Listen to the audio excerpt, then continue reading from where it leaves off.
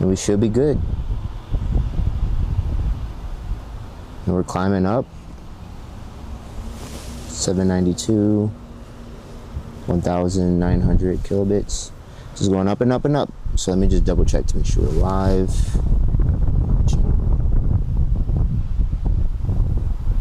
ODW. Oh, there it is. What's the delay on it? Like, there should be no delay. That's crazy. Yeah, there literally should just be no delay. It should be like almost instant. It's going to space and back. Like that fast. I'm not seeing it start.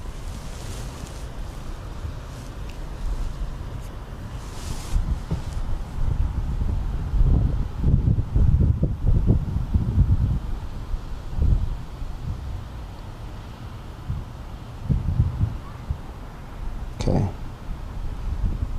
It started off as a broadcast, which means I have to go on to, I think, go on YouTube Studio and make it public. I think that's what it is.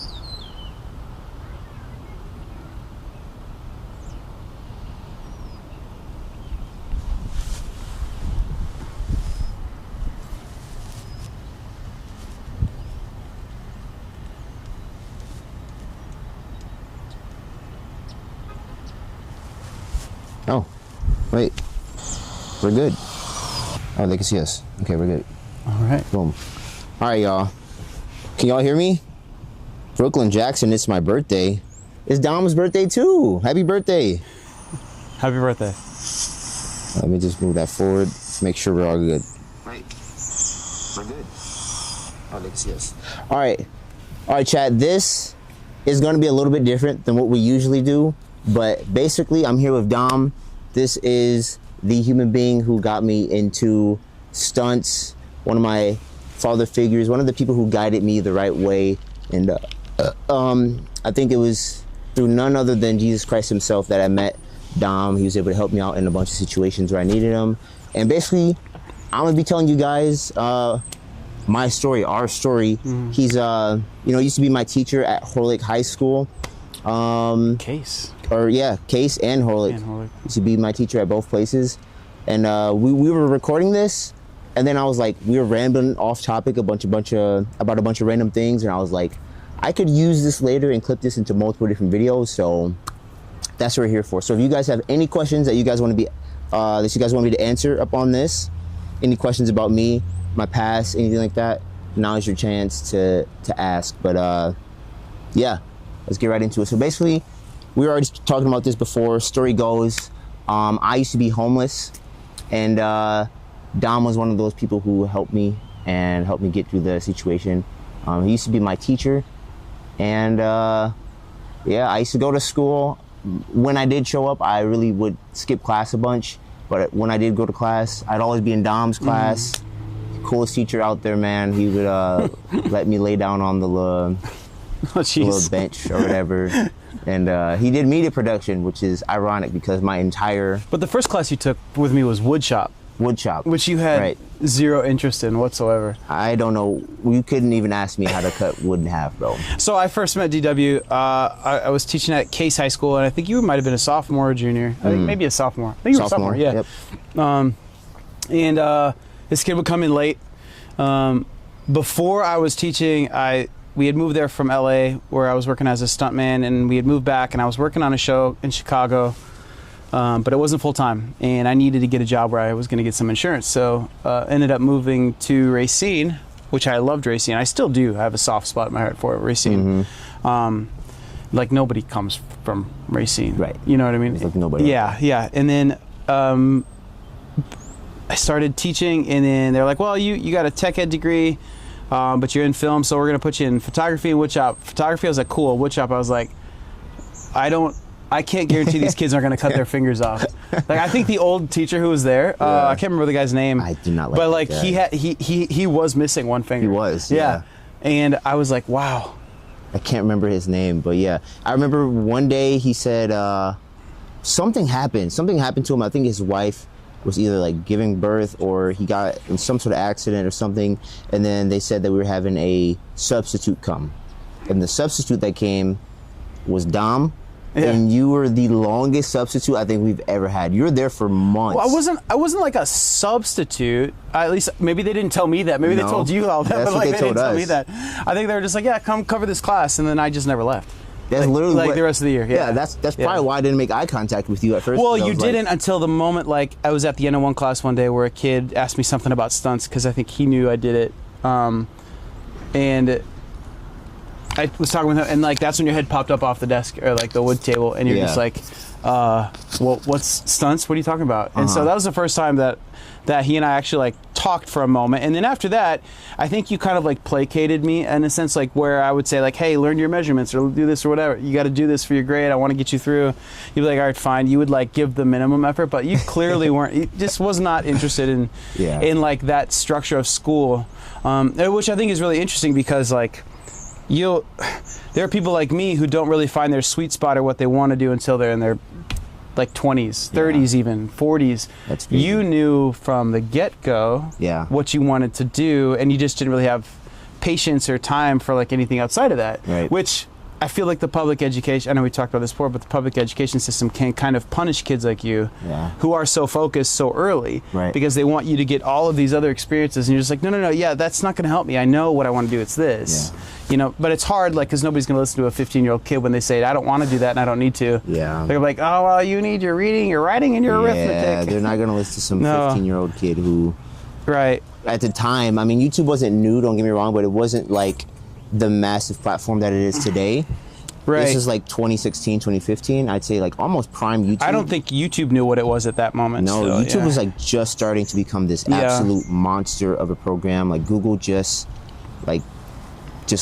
bought billions and billions of YouTube, and a lot of people. And I was like telling people, "Oh, I want to be a YouTuber. I want to be a YouTuber when I grow up."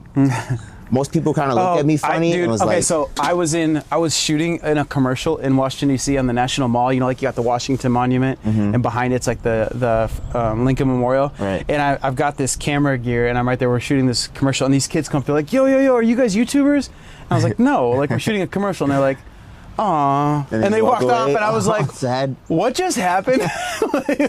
I'm doing flips like off of the Lincoln Memorial, and they're like, you're not a YouTuber. Okay, Loser. I guess, yeah. It's like, crazy how how many kids nowadays, how many people want to be YouTubers, and how many people walk up to me. Kids, moms. Everyone wants to be a YouTuber. I mean, it's, in my opinion, one of the best jobs you can have because, like, you're your own boss.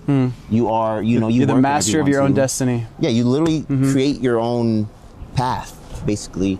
And YouTube pays the most out of any social media program out there. So, if anyone watching this and you're confused on a career path and you're suggesting YouTube, it's a great career path. Yeah, if you're watching this, that means there's a little button somewhere on your screen where you could start. So you should probably do that. Yeah, there you guys go. But anyways, how I got started, basically at this time, so we're gonna go to 2016. This is the whole history of me, but this is basically how I started to make progress. So you guys know I started my YouTube channel in 2013. Just, another normal kid just filming videos, steal my grandma's phone, my mom's phone, and go outside and film a couple videos, post it on YouTube, come back the next day, get like 10 views, and I was, jumping out of my seats. And like 7 of them were you. Yeah. Like most of the views were me. It's like just you like jumping off stuff. Right, and then eventually I got to a point where I got my hands on a phone. Now, the way I got that phone... Whose phone was it? The way I got that phone was not ethical at all. I stole it. I didn't steal the phone, actually. One of my cousins stole it for me. He literally came up to me. So I was walking to school one day, and I swear to God, he has like 8 or 9 different phones in his hand. Everyone's got that cousin. I don't know how, but he had like 8 or 9 phones in his hand and a whole stack of cash in his pocket. He's got DVDs and watches. Keep in mind, he's probably like 8 or 9 years old.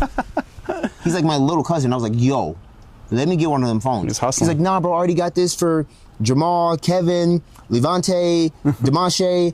I was like, yo, can I get one? He's like, yeah, I got you one. What time you get off of school? I was like, I told him to get off of school at 2:30. I'll be here at freaking 2:31 if I have to be. Come back, get off the bus after school, and he just stole me a phone, just like that. And the way he used to do it, he used to just like break into people's cars. I don't know why people would just leave their phones in their cars, but he would just like, he wouldn't like break the window, but he would just like somehow He was just get in their car. So the people got into my car on you know where we live on 16th Street, like 16th and Holmes. Like our car was broken into all the time. Wow. But yeah, he ended up getting me a phone, and I wanted that phone not to do anything devious, but I genuinely used that phone just so I can start posting my own YouTube videos, and that's literally what I used it for. So I downloaded Viva Video, and I was editing videos upon it, and I was posting videos on YouTube. The early day videos that you guys can see right now up on this channel are the same videos that I edited myself when I was like 12, 13 years old. Just pixelated. Yeah, the old Android phone 360p Looks like videos. It was shot on a potato. Exactly. Probably was at that point, you know. The old Samsungs back in the day. And yeah, that's how I got going. I did that for a while, and eventually 9th grade came around, and I finally got my hands on another phone. Now So where were you living at the time? At this time, I was right by Jefferson Lighthouse on 6th Street. Mm-hmm. So a little bit closer to Park, like right up the hill from Park High School. Like by my house. Yeah. So I was right up over there by Park High School, and yeah, and then 9th grade comes around, and I really want to go to Case High School because that's where all my friends from Starbucks were going, and I couldn't end up making it just because, you know, housing situations, not within the district of Case, too far away. Mom couldn't afford a bus pass, so I had to go to Park. So I needed a new phone. So you were with your mom at the time? Yeah, I was staying with my mom at the time, and keep in mind now I'm like 14 years old, so this is 2015, early 2015, or late 2015, just turned 14 years old. And I had to get my hands on another phone, so I stole this one. I ended up doing the dirty work this time. Oh no! I know. Basically, someone. Could you ever find out who you stole it from, or do you know? Do you still remember? No clue. I if remember. You did know, would you send them one? Yeah. If whoever I stole your phone from back in the day. Thank you guys so much. But if you need money, I can send you the money for that now. But yeah, you know, it's kind of like Sin City, when the city just gets to you and you just get to steal. And it was like one of those things. But I just needed one. I needed one. Got it. Started filming YouTube videos there in 9th grade. Sophomore year comes around. Finally get to go to Case High School, and this is where I am in construction class. And you didn't even know that. You didn't know the name of the class. No, no, I didn't even know where the class was. I didn't even know where the class was in the building. That's fair. But sophomore year I was a little bit more devoted towards like school. Like when I was a sophomore, I genuinely had like good enough credits. Like I was doing pretty good. I had like maybe like C's and D's. But still was like, it's not for me. It's funny that I say C's and D's are good because every year after that was just all F's. But sophomore year was the last year I had. Not in my class, though. Yeah, not in your class. I didn't have anything bad. But by that time, I had. My class didn't matter. It was an elective. Yeah, elective classes. That's where they were. Anyways, construction comes around. I meet Dom. And yeah, he starts mentioning something about stunts. I get really interested in that because I did parkour and free running at the time, and I wanted to get into stunts and acting. And then he tells me, and he shows me his reel where he's worked on movies with Kevin Hart and the Divergent and Insurgent movies or whatever. And it just opened my eyes. It's like, this is genuinely the coolest human being I think I've ever met in my entire life. I was like, I've never met a famous person. Like, you're genuinely a famous person. And he was just so humble. So weird. Like, he was just so humble about it because I never knew. And I was like, you telling me you're doing this movie star stuff, and now you're just teaching at Case High School. So then, yeah, and then we started, you know, kicking it off from there. I still tried my hardest. Well, it's not like every industry, no matter how glamorous it looks to you, I think once you actually get into it, and it doesn't matter what it is, whether it's music or whether it's like film or acting, things like that. It's like, for example, a rock star traveling a crowd. Like, all you see of them is their music videos, their interviews, and them like on stage. Right. Like, you don't see 99% of the time, which is that they're on a dirty bus and they're eating fast food and they're like trying to catch as much sleep as they possibly can in between, like the road life. Road life is not glamorous. So I refer to it as road life. So yeah, like for the moments that I'm on camera and I get to do a stunt or get in a fight or like ride a motorcycle or what, I jump out of a building, like that's the 1%. Right. The 99% of the time is like, I'm still like, okay, I've got to pay my mortgage. I've got a son that I want to feed and I want him to have a good education. My wife, I want to afford her every opportunity she can have to like succeed and do what she wants. And so like that's the road life, right? That's all of those things. And it's hard to explain that to people. Like I got that question so many times in school, like, well, why are you teaching? Yeah. What are you doing? And I'm just like, if you work like 1 or 2 stunts a week, that's not really enough for you to like make a career out of it. So I was fortunate. My dad always told me, he's like, you just get a degree in something that you can fall back on. And teaching was the thing that like I always enjoyed. Yeah. In part because I had, you know, students like you that I just enjoyed being around, and I always wanted to help. Like I personally didn't care about your grades. And that's a weird thing for a teacher to say. Like I never had to act like you cared. Yeah, I mean, well, here's the thing. I did because if you didn't have good grades, it would kind of create some problems for you. That's the reason I cared. But in regards to like what it is that each kid wants to do, like I would have kids come into class, and in the first like 30 minutes, I knew that they did not want to be in this class. Yeah. And I had the luxury of being an elective teacher where I could be like, you don't like this class? You're having a hard time. Great, let's go down to the counselor. I'm going to help you get into a class that you're going to like, because we both know this isn't going to be fun, right? And I just want students who are in there who wanted to learn. Right. So towards the end at Horlick, like they gave me the freedom to like teach whatever I wanted in film and video, and that's where I feel like we did, like we did those music videos. We did that one where I think that was probably where I first realized that you were actually homeless. Yeah. We were doing a music video for this artist called Traveling Man, and he was kind of like a folk artist, and I think it was like maybe it had been like early summer or like right towards the end of this semester. And I said, hey, DW, do you want to come? I got this idea. I want you to do a parkour run down by the Pirate Park, down across the beach. He's like, yo, I'm there. So I thought I'm never late to set, and I set call time at like 6:30, and I was like, okay, just meet me there. Keep talking. I'm gonna just change the camera angle real quick. And then you showed up. I showed up on set at the location. Yeah. At like 6:30, and you were sleeping in the gazebo at the beach. You stayed the night there. Yeah, we did. And you were like, no, I just wanted to get here, and I was just like, this fool doesn't have a place to sleep. Yeah. And then I think after that, you told me, it was like, yeah, my auntie kicked me out. I've been kind of back and like I've been jumping around. Yeah. Sorry if I said that, if I shouldn't have said that. No, that's, like, okay. I mean, that's what we're talking about. So yeah, basically, I filmed this, or I didn't film it, but I was participating in this music video. That, we shot it. I directed that. And we can show a clip of that too. Yeah, we'll show that clip up there. But during the time of me doing this, I was basically homeless. I mean, as much as a 15-year-old kid in America can be, but I was just couch hopping a bunch, and I didn't really have a place to stay. And there was a lot of nights I would genuinely just sleep on the roofs downtown Racine. I would sleep on the rooftops, and I mean, I was living the life. In my opinion, like I was living the life. No, you weren't sad about it. Yeah, I had my phone was connected to the hot spots. I think we just need to I think most people need to redefine what homelessness is. Right. So when I say homeless, most people would think somebody on a street corner with a sign, need food, need money for gas, God bless, whatever. Right. Like that's what people think of. And oftentimes those people actually aren't homeless. Like they're just peddlers, or like they're begging for something, which is, unfortunate and sad. And I try to give money to them as much as I can. Right. But like homelessness actually looks a lot like a kid. Like I guarantee you, if you all are in school right now, you've got kids in your high school and middle school that are homeless, and you would never know.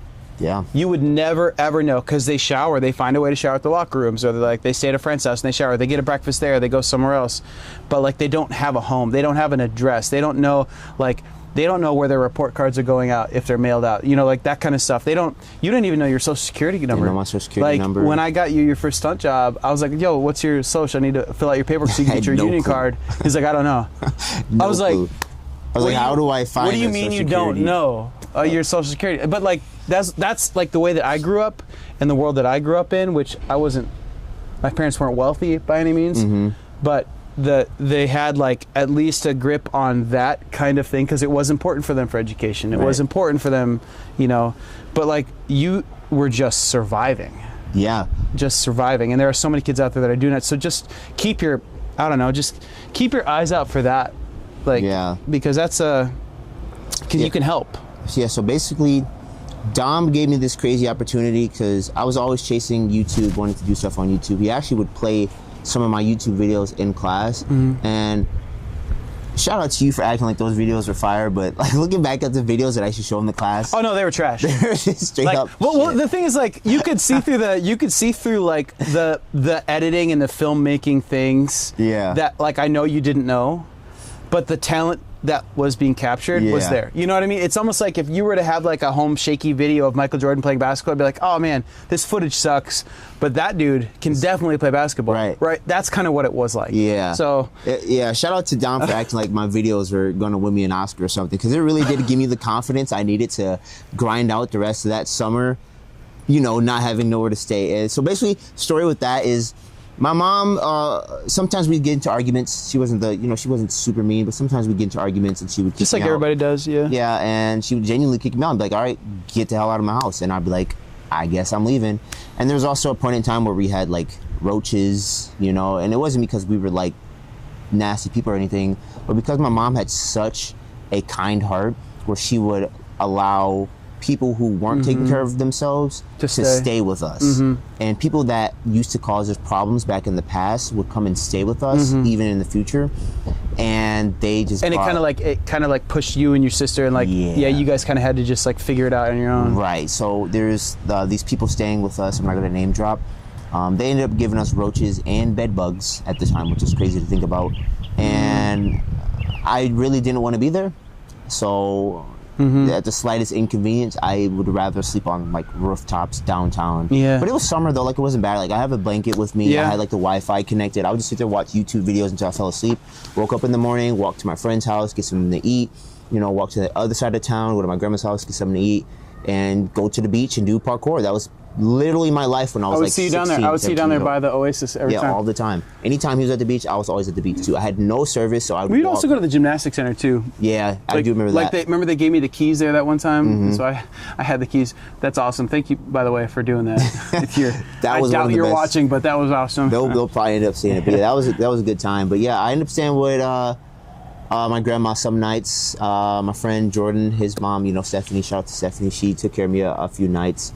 And yeah, summer 2018 was genuinely one of the best times of my life. Even though I was within the worst states, like physically, financially in my life, I genuinely had so much fun that year because I felt so free. I felt so alive. Now 2017, 2016, like when we first met, that's when it wasn't really the best. I had a bunch of other stuff going on as well, but that time was when I was like, I'm 16, turning 17. The hard thing too is like, and I don't know if we can talk about this, but I kind of want to. But like, so Racine is a very interesting city in the fact that like it's, even though it's Wisconsin, and Wisconsin is like 82% white or something like that. Right. Racine is really an interesting microcosm of the country as a whole. Like Racine in general is, I think Racine is like 40% black. Right there. Yeah, go ahead. It's 40% black. It's like 20% Hispanic, and the rest is white, which is like really close to the. Do we need to switch this way so that? No, you're good. It was just unfocused. Okay. Well, this is still my good side, so I'm gonna just keep looking this way, but you can sit back there. But like Racine's really interesting in that way where it's like it's a really good mix of people, you know? You, I think, had a really hard time fitting in with like the black community. I did. And this is genuine. And that was something I kind of never really knew how to talk to you about. No. Like how do I help? How do I as a white, 30-year-old male teacher, like help you fit in with the black community? So, man, that's another story in its own, but Frick, might as well talk about it now. I used to be bullied by ghetto kids, not black kids. I think that ghetto and black are two totally different things. There are some great black people out there. Sure. But ghetto people, in my opinion, just ruin the name for most black people. And because typically you think it's more of a mindset rather than like a look? I think it's all. I think overall, I think ghetto can affect, Mexican people, white people. It just turns something great into trash.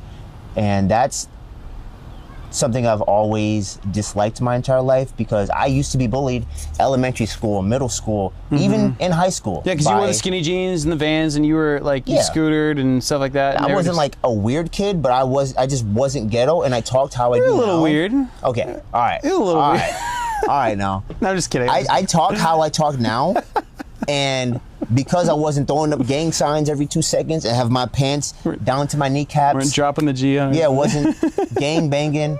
I would get called whitewashed. I would get called like wannabe white. Oh, why do you talk so proper? And the ghetto kids who just have like this closed-minded mindset that the hood is the greatest thing. Like in their mind, it was like, if you're black, then you must be this. Yeah, if you're black, you have to do this. And if I didn't do that, they would simply find anything they can to pick on me about. And now, like because of that, I hate ghetto people. I hate them. Like I'll say it now. Like, but you just don't identify with them. It's hard for you. It's hard for you to connect with those people. I almost have no empathy for ghetto people, and I know it's a strong thing to say, but I genuinely just do, and it's because of how I, walking home from school and just getting picked on, getting into fights all the time, and getting jumped. I remember that. People trying to jump me because I was like different or something like that. And it's not just me. Like there's white kids out there too who like black people or ghetto people would try to make fun of and bully them into a certain way because they acted differently. And they always thought that they can just like boss people around. I just hated that. But not all ghetto people are bad, and I do know that. Because my mom was kind of ghetto, but she wasn't for say bad. But she's like one of the reasons why I kind of opened my mind to that, because I know that I think that being ghetto is just something that's taught, and you have to break against that. Taught in the sense of where you grow up and where you come from, and that's what you're used to being around. So you kind of adapt to that lifestyle. And I never liked that lifestyle. I always rejected it because it's something that has always been harmful to me. So I always push to be more normal. People say it's whitewashed, but it's literally just normal. That's all it is. Like, but I always rejected that side. Anyone in my family, but it made it hard for you though. It did. It made it hard for you to have friends, and that's why I feel like. So we moved. Just to go back, like, I went to Horlick High School. You also went right after that, and you had a really hard time finding friends over there. I did. And I mean, there were a couple, but like you weren't actually even in my class, I don't think. But you would come in, you would skip your classes and come into my class. Yeah. I think that's what it was, because I don't ever remember actually giving you any report cards or grades. No, Dom, I was in your class for one semester. Are you sure? Yeah, for one semester, and then the next semester I wasn't like in your class anymore. But you stayed there.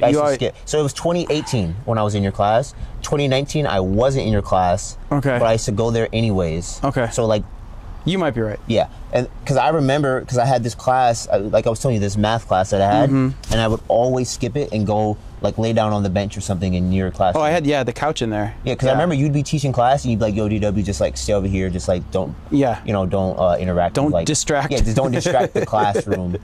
And I would be like, "All right, I'll just." I would usually have some food in my top drawer too. Yeah, and I would just sit there, chill in the corner with my headphones in or something, and just like be on my phone or maybe just lay down while he's teaching class. Then when the bell rang, I just was out. And I wasn't like the lecture type teacher, by the way. It was more like, I'll show you how to shoot and edit videos, and then here's projects, and you look at this as like a studio that you come to work at. Right. And so you come in, you know what you got to do, you put your headphones in, you get your coffee, and like, because I had coffee in there too for kids. Like, I wanted them to feel like adults in that sense. W teacher, W human being in general right here, y'all. Dom is genuinely the GOAT. But I mean, that's so kind of you to say. Like, to be honest with you, I felt like I've just been fumbling my way through this as well as everything else. There's like you and like maybe 3 other teachers I've ever met in my entire life where I was like, okay, maybe school isn't so bad. Oh, that's cool. You are one of those people who open my mindset to like, maybe it's not school, but it's just the people. It's like a system. Yeah, it's the system itself. It doesn't help. It just doesn't help to try to put kids in like round pegs that are square shaped. Right. Right off the bat. Or trying to make a fish climb trees. Yeah, it's just wow. That's good. I don't know. So when did things change? Okay, so you. We should probably fast forward here because I could talk about our time in Racine. I know forever. it's so hard to like just because neither of us live in Racine anymore. Yeah, not anymore. We all moved out. Even though my parents lived there just until about a month ago. I still have great friends that live there, but I have a soft place in my heart for that city. But like I got called randomly, so I moved over. I'm going to use the term graduated, but you were done with school. You were done with school, and then I took a semester off, and I was working stunts in Chicago, and then I started my own production company where I was shooting a lot of commercials and stuff like that in the Chicago area. But then we ended up flying everywhere for that. Like I was doing commercials in Portland and you're everywhere. In Boston, like just flying around and making money doing that. But I still really enjoyed teaching, and I got a job at the Prairie School, which is like the private school in town, which is like, I didn't grow up going to private school. My wife didn't, you know, but we're like, oh, maybe that's a good job. So we went there, and I get a call. It's my second year there. I get a call from the stunt coordinator who's down in Georgia, and he's like, hey, I'm gonna be doing this movie or this TV show. It's like 8 or 10 episodes, gonna be like 5 or 6 months, and I need a double for this guy. And the guy they needed doubled was a dude from Arrow, or Green Arrow. Yeah. That was like the CW show, and we were like the same size. He said, it's a wrestling TV show, and I need somebody who can do like these flips and stuff off of whatever. And I wasn't in like fighting shape at the time. I was like totally just working Chicago, and Chicago stunts was like smash and grab, car hits, bar fights, whatever, you know. This is like, okay, you're gonna have your shirt off for most of what you're doing because you're doubling, right? And you have to be able to do these wrestling movements. And so I have a little bit of a background in like hand-to-hand in some martial arts, but I'm not like what you would consider in our industry. I'm not what you consider a fighter. Like I'm not a UFC guy, MMA guy. I don't do Taekwondo or, you know, anything like that. Right. But I know enough to get me through choreography. Right. Like I can dance, and I think that actually helps me because like fight choreography and stunts is like, it's essentially choreography. Right. You know, hitting your marks and like playing with partners and stuff like that. So I was like, oh, that's a great opportunity. I'd love to talk to my wife about it. He's like, well, here's what it would pay, and it would pay like $4,200 a week. That's insane. For 7 months. Yeah. And I was like, oh, okay. Okay, that's great. And I went to my wife, and Susan, who's a lovely human being, and she's like, yeah, I don't know. And I was like, what do you mean you don't know? And I went to the school. She's like, well, maybe just talk to the school about it. Talk to the school, and the school's like, yeah, you should do it. We think it'd be great. You teach film here. It's a great experience. We'll give you a sabbatical, blah, blah, blah. So we did it. We came down here. It was like maybe the 3rd or 4th episode, and in the script that comes out, because we would get the script maybe like 2 weeks before we're going to shoot, sometimes 3. And in the script, we had to have this guy at a birthday party who's dressed as a Spider-Man. Was it Spider-Man? Yeah. Dressed as Spider-Man. Georgia Arachnid Boy. Yeah, and they couldn't call it Spider-Man. Yeah. This show was called Heels, by the way. It was on Stars. Now it's on Netflix, and it's wrestling. It's actually pretty good. But ask your parents if you can watch it, because the first season's a little raunchy. But the action, the wrestling action in it is pretty cool. Anyway, so they couldn't use the name Spider-Man because it's owned by Marvel and Disney, so they had to call him the Georgia Arachnid Boy. But it's the same uniform. And so in the script, the guy has to like go to a birthday party. He scales up this wall at this old plantation house and does runs, flips, backflips, and then jumps off the roof. And we had to have, even though the mask was on, we had to have a black stunt performer do this because the character in the story is actually black. So Alan was black. Yeah. And we follow very specific rules of representation when we cast people. Like, it's like, we're never going to take a girl who's Hispanic to double a white girl. Well, actually, we might do that. But we're never going to take a white girl to double a Hispanic girl. Hey, man, does that make sense? Maybe Disney should take some tips from you guys. Well, we try really hard to, like, you know, be true to. Right. Like, I mean, even when it pains us, like, there was one episode on Will Trent we did just last season where it's like, okay, we need a black cowboy, and I was like, okay. Oh God. Yeah, where are you gonna find that at? I mean, I can think of a couple, but like a lot of them are like not available, right? Because such a small. Right. But we got it. We did it. We figured it out. All that to say, so you do that flip. Like, I called my coordinator, my boss at the time. I was like, hey, I know the kid for this. He is perfect. I actually don't know anyone else who can do this. Maybe Marvin Ross. Like, you know, Marvin could have been, and he actually doubled he was Spider-Man, right? But he's always off working too, and he's at home. He was actually here today. But like, I was like, I know this kid can do it, and he could do it really well, and he could probably do it 4 or 5 times, and he might actually be able to do it without a pad because he does this stuff without pads all the time. Yeah. I showed him a quick clip of DW, and it was just like a short little. It was the one where you started to mess around with like stylized.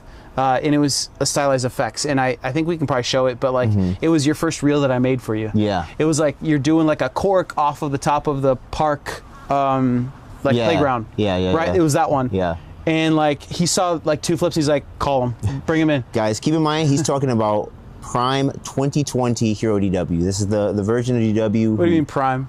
Well, a lot of people relate to 2020 as my prime because I was a lot more dangerous with my stunts, and I would like you know you like exactly the stuff you're talking about. I know. But now I'm a little bit more safer with it, like because I want to, you know. Yeah, dude, you only get 2 knees. You know what I mean? Yeah, I want to I want to do this for a while, so I don't want to like. I was so nervous. I was so nervous, but so we called him, brought him down. He did an awesome job. He did 2 takes. Everyone pretty much like shit their pants when he did it live. I tried, like I remember digging out. I buried a pad in the ground underneath it. Yeah. It was like, I mean, it's like 20 feet. That's a really high.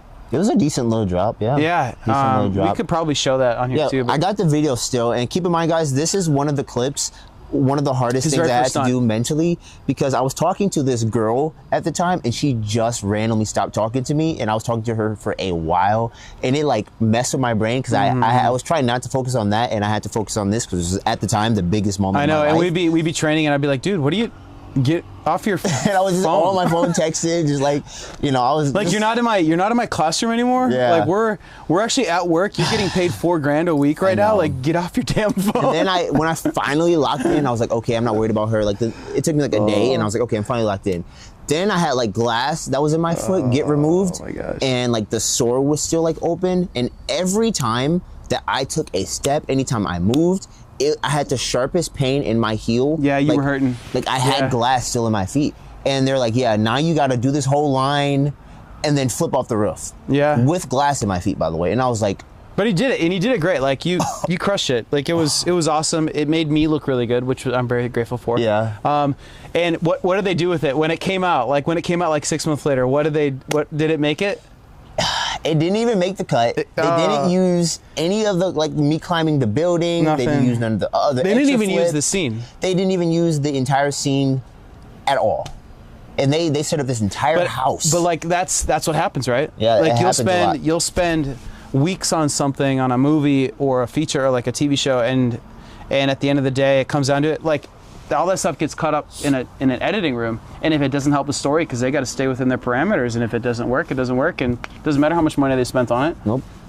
It's gone. It's gone. Yeah, and you go and you're like telling your family, hey, watch this on Tuesday night at 9. You're gonna see me, blah blah blah blah blah. Wasn't even and then they watch it and nothing happens, and you're just like, ugh. Wasn't even there. It was such a disappointing moment. But it happens to me all the time. This was a astronomical step in the path to me getting into the journey to where I am today. Because during this time, I finally got service on my phone. Got me a new phone, got service on my phone. I helped you get your social security number. Yeah, we found that out. Got my social security number. I would have never found this out, by the way, guys. Probably never. Like, to this day, I probably wouldn't have my social security number. But John helped me get that. There's a lot of hacking going on there. Got a phone number finally, had service on my phone. I was able to post videos anywhere. I was like, dude, we need to get you a bank account. We need to had no bank account. Dude, all the all the building blocks. It's like when you're becoming an adult. But when you're without a home, or like people showing you how to adult, like you don't know these things. Right. And so I took it for granted. Like that's not something that I at least had somebody there to kind of show me these things. And so be kind to those people who like aren't good at that because they just haven't had somebody to show them. Yeah. You know? Yeah. And I was just one of those people who just didn't have that experience. I mean, like, I didn't have a dad, and my mom didn't even know what my social security number was. She said that she had the social security card, couldn't find it. So it was left up to us to find it. And thankfully, Dom was able to do it. What up, Blue? But yeah, that was 2020. Then after that, I think that's where it got dark there for a minute, right? So, mom's died. Yeah, 2021, mom passed away. So we finished that first season. We moved back to Racine. You were still back in Racine, but you were bouncing around too. I was in South Carolina at this time because my mom kicked me out way before that. Blue girl, come here, come on. Come say hello. Come here. Come here, Blue. There you go.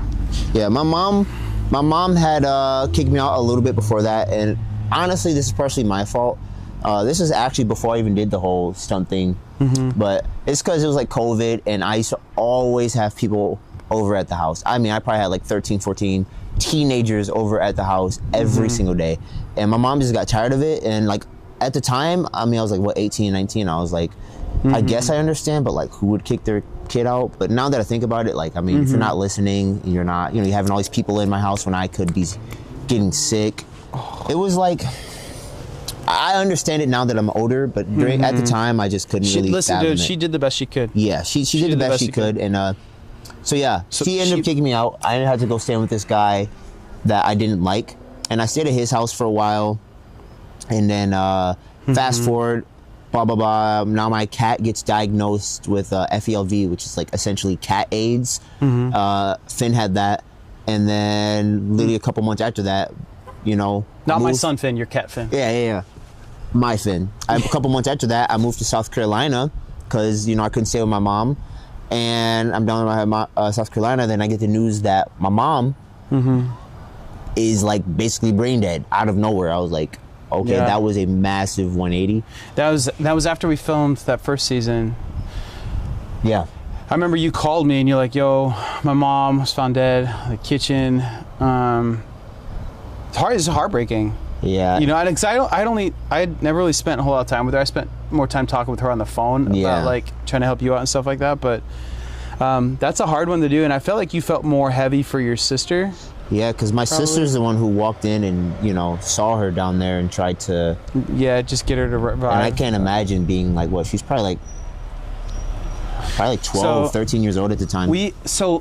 Let's fast forward to a little bit to season 2 of Heels. We're down in Atlanta again, and there's another, they cut that scene, but at this time you had made such a good impression on the producers and the directors that they're like, let's bring that kid back. So they brought you back, and we're shooting at Rick Ross's mansion. Ross's mansion, y'all. This is 2022. Like, another prime Purity W time, guys. And we had this big pool party scene, and when I saw the script, I was like, oh, we got to have DW back, and he can do like this rundown. So that was actually really cool for me, because that was the first time I got to coordinate something on that show. Yeah.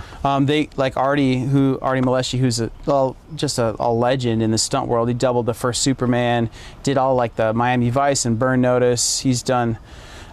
He's just crazy. He's done everything, and he was like, hey, if this is your thing, parkour, I don't, because that's what I started with when I got into stunts was parkour. Artie's the GOAT.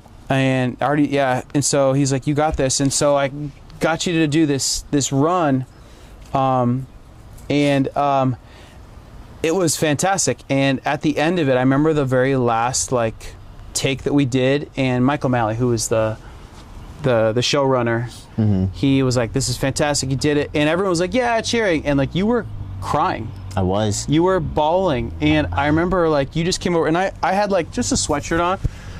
And you came up and you gave me the biggest hug, and you're just getting snot all over my sweatshirt. And I gave you a hug, and I was like, okay. And I'm looking at Artie, and he's like, what's going on? I was like, but you were just and I think in that moment I realized, oh, you actually haven't let yourself feel any of that stuff from Mom. No. All this up until this moment. And I remember you saying I just wish my mom was here. Yeah. To see this. And so to me, that was a moment where I felt oh gosh, it makes me emotional even thinking about it. Yeah, it was one of those, because not even just that, but I had so much adrenaline prior to even doing the stunt, because I had to do it over and over and over and over and over. Yeah. And it's doing this stuff, if you put it in front of me right now, I could do it 10,000 times over, no issue. Not actually 10,000, probably 50. But it's the fact that now we have massive cameras, we have massive producers, we have crowds of people watching, and then you have to do it perfectly fine, and then I have to do it without any mats on the concrete, and it's okay, now I genuinely have to lock in. None of these people are here. You don't want to let anybody down. Yeah, don't want to let Dom down, because Dom, Dom has been helping me out so much. He helped me get my first stunt. He bought my flight to go visit my mom same day when I found out that she passed away, because I didn't have enough money. And then the fact that he called me again 8 months later down the line, yo, DW, I got this perfect opportunity for you. And I was struggling with money at the time too. TikTok was wasn't paying me. That's true. They cut you out. That was. Yeah. And then he calls me yo, I got this opportunity for you, and it was $4 grand or $3 or $4 grand at the time. And I was that at the time, that was so much money when I was making $1,000 a month maybe, and I can just make $4 grand like this. That's the next 4 months of rent right there. And I was just thinking who sent this angel? I was who sent this person? I was dude, I was struggling so much, with my girlfriend at the time too. It was just so much that I was going through, and I was just damn, bro, I'm truly blessed to have someone like you in my life. Oh, dude. And then I finally got, like, I got up there and I was able to do the do the stunt. And I'm just so thankful for everything that you have done for me, Dom. Like, genuinely, like, that was the moment I was just I don't know that I did anything that anybody would. It probably doesn't seem like it was special to you, but for me, no, I wouldn't say that. I think it's definitely special. Like, when I think about what I miss about teaching, I don't miss the curriculum. Yeah. I don't miss the lesson planning. I don't miss the parent-teacher conferences. I miss that. Like, that moment where you see, like, a kid grab onto something and, like, it just starts to click and they, like, just take off with it, and you're like, oh God, you're gonna take this to places I can't even imagine. Right. And, like, to me, that is that's like that's the whole point of it, right? And so that's why I couldn't teach I couldn't teach math. I couldn't teach, English. Like, I don't care about those things. I know they're important. Don't get me wrong. If you love those things, that's awesome. You should. I don't. And I felt like with you, I could tell really early that, like, okay, this is gonna be obstacles for you that other kids are not gonna have to overcome to get to where I think you could get to easily if they weren't there, because I had been there. I didn't know at the time when I was teaching that I was gonna go back full-time into the film industry. Right. I thought that I was like, I'm gonna ride this train into the sunset in Racine, and I'm gonna have my $500 mortgage, and I'm just gonna stay on 16th Street till I die. You know what I mean? But, like, God's got different plans. Yes, life is different, and that's where we ended up back down here. Yeah. And I'm grateful. But I would say this, like, and I told you this today. Like, yes, you've been fortunate. Like, you've had some really lucky strokes, but you've also had some really unlucky strokes. This is true. I think it all. I don't know if you remember this, but, like, you're when I graded you guys, I never ever graded any students on content area knowledge. I graded you always on something I called ACE, which was attitude, cooperation, and effort. I remember that, yeah. Because I would tell you, like, I knew this